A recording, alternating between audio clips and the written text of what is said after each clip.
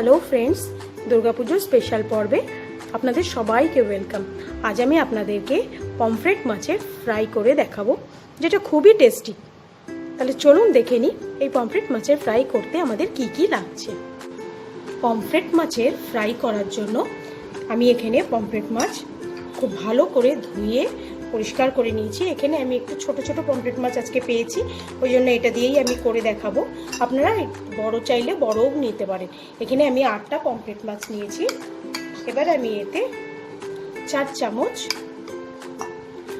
আদা, রসুন আর কাঁচা লঙ্কার পেস্ট আমি নিয়ে নেব।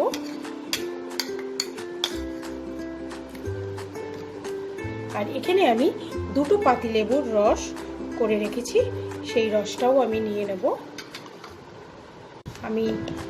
তারপর আমি এতে পরিমাণ মতো নুন নেব, 1/2 চামচ হলুদ আর 2 চামচের মতো আমি কাশ্মীরি রেড চিলি পাউডার নিয়ে নেব। এটাতে খুব সুন্দর একটা কালার আসবে। এবার এটাকে আমি খুব ভালো করে হাত দিয়ে মিক্স করে নেব।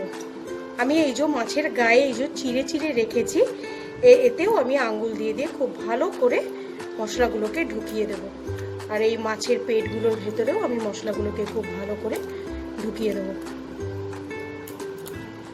এটাকে আমি মেখে আধা ঘন্টা আমি বাইরেই রেখে দেবো ম্যারিনেট হওয়ার জন্য।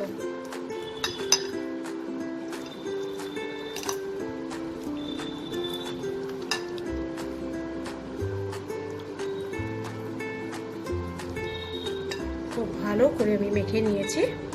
এবার এটাকে আধ ঘন্টা ম্যারিনেট হতে দেব। আমি এখানে একটা গ্রিল প্যান খুব ভালো করে গরম করে নিয়েছি। আমার কাছে গ্রিল প্যান আছে, তাই আমি গ্রিলিং প্যান ইউজ করছি। আপনাদের কাছে যদি না থাকে বা এটা আপনারা তাওয়াতেও করতে পারেন, যে কোনো রকমের ননস্টিক প্যানেও করা যেতে পারে। আমি গ্রিল প্যানটাতে একটু সাদা তেল দিয়ে এটাকে একটু অয়েল ব্রাশ করে নিয়েছি। এবার এটা গরম হয়ে গেছে, আমি একে একে এটাতে মাছগুলো দিয়ে দেবো।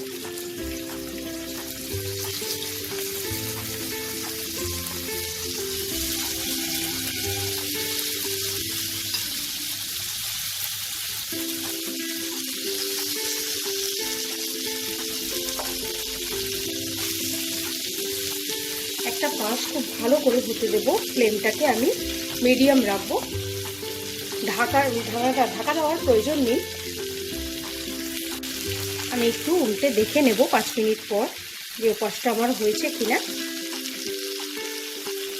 মাছটা আমার এই পাশটা হয়ে গেছে, কারণ দেখুন আমি যে গ্যাসেসগুলো এখানে লাগিয়েছিলাম এটা একটু ফাঁকা হয়ে গেছে। আর পমফ্রেট মাছ ভীষণই নরম মাছ, এটা খুব তাড়াতাড়ি হয়ে যায়। মাছগুলোকে আমি সবগুলো উল্টে দেব।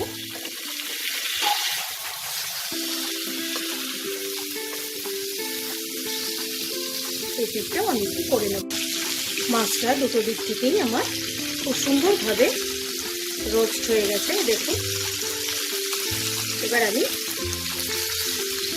এটা তুলে নিয়ে আরও 4টে মাছ ভেজে নিয়ে আপনাদেরকে দেখাচ্ছি। আমি এখানে আরও 4টে মাছকে ফ্রাই করে নিয়েছি। এবার আমি এটাকে সার্ভ করে আপনাদেরকে দেখাচ্ছি। পমফ্রেট ফ্রাইটাকে আমি সার্ভিং প্লেটে বেড়ে নিয়েছি। আপনাদের যদি আজকের রেসিপিটা ভালো লাগে লাইক শেয়ার করবেন। আর যারা আমার চ্যানেলটাকে সাবস্ক্রাইব করেননি তাদের অনেক অনেক অনুরোধ, আমার চ্যানেলটা আপনারা সাবস্ক্রাইব করে নিন আর বেল আইকনটা টিপে নেবেন।